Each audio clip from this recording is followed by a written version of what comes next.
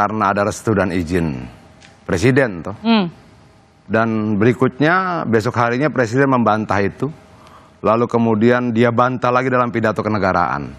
Oke, kita bicara bantahan dan bobot bantahan.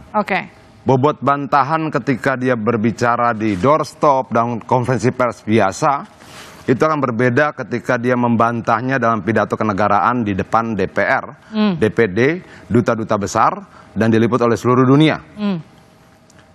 Ketika dia bicara membantah dalam pidato kenegaraan, artinya dia inginkan negara bergerak dengan seluruh kekuatannya dan seluruh instrumen negara. Artinya ini bukan pernyataan main-main. Dia ingin mengatakan bahwa saya dicatut, saya diklaim, saya dilibat-libatkan. Itu yang ini dia sampaikan. Saya menangkapnya seperti itu. Dan dia mau negara sebagai sebuah institusi organisasi besar bertindak terhadap hal seperti itu. Itu sebabnya dia sampaikan dalam pidato kenegaraan.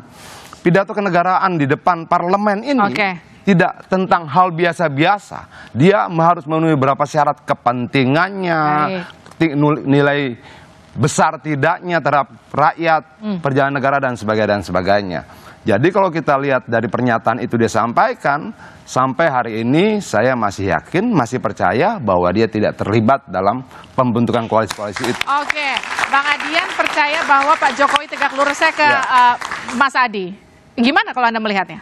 Ya, saya kira memang indikasi terkuatnya itu soal PAN dan Golkar ya. Bagi saya ini kan tidak ada angin, tidak ada hujan, tidak ada badai, tapi ada kesan begitu mendadak sebenarnya bagi PAN dan Golkar memberikan dukungan politiknya kepada Prabowo Subianto. Tapi kan tadi dari awal, dari Ramadan mereka sudah berkonsolidasi bersama. Betul, tapi ini kan anjang sana anjang sini. Saya tahu persis Erick Thohir itu adalah capres yang di-endorse oleh PAN. Masuk 5 besar nominator cawapres yang sudah dipilih oleh PDIP untuk bisa mendampingi Ganjar Pranowo. Sementara di kubu Prabowo Subianto, Erick Thohir pun tak pernah muncul. Hanya muncul dalam wacana-wacana. Dalam kubu Prabowo Subianto, gembok cawapres itu, the one and only, hanya diberikan kepada PKB dan Muhaimin Iskandar. Nggak ada jalan ceritanya bagi PAN kalau tidak ada intervensi, kalau tidak ada bisik-bisik, kalau tidak ada arahan dari Pak Lurah. Ini sama artinya Erick Thohir menghilangkan satu kemewahan, satu kakinya untuk menjadi pendamping Ganjar. Tiba-tiba pindah ke koalisinya Prabowo yang tidak jelas. Enak dong P3 dapat golden ticket sebenarnya. Betul, itu yang kemudian membuat saya turut meyakini jangan-jangan memang ketika pindah tak ada di situ nama Erick Thohir selain Gus Muhaimin, pasti ada garansi di situ.